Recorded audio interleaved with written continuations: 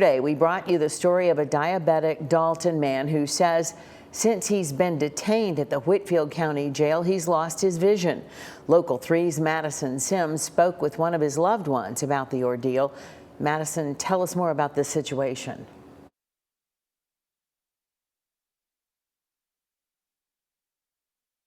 We call him the friend of the world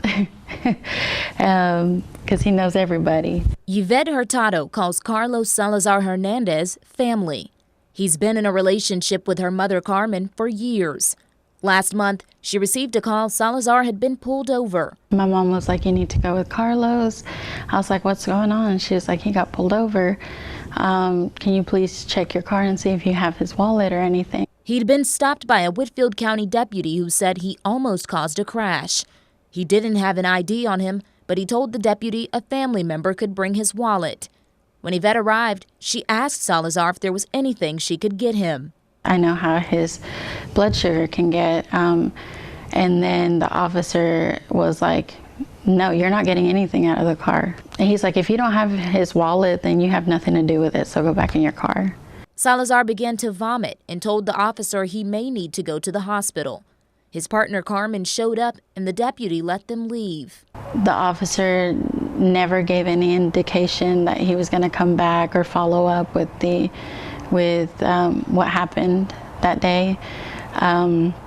So we thought everything was over. But it wasn't over. A week later, a deputy showed up at the family's home to arrest Salazar. He was booked into the Whitfield County Jail on charges of driving on a suspended license, giving a false name to law enforcement, and failure to yield. When the family tried to give deputies his glucose monitor and insulin, they refused to take it. They said no, like they have nurses at the sheriff's office, and they'll check him out and give him whatever he needs. The family tried to contact Salazar for a week. When he finally called them on July 7th, he said he was losing his vision. Carlos said that he can't see out of his right eye, like at all, and that his blood sugar was over 400. We reached out for an on-camera interview with the sheriff's department, but didn't hear back. Whitfield County's Captain Wesley Lynch writes he highly doubts vision problems caused by long-term diabetes would only occur over a 2-week period and only begin upon being incarcerated. To me, it sounds like they're trying to dismiss and minimize the stuff that he's going through, even though till this day he says that he still can't see out of his eye. Salazar, who is originally from Mexico, is not a documented citizen.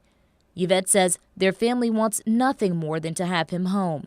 They're fearful he may be taken into custody of ICE.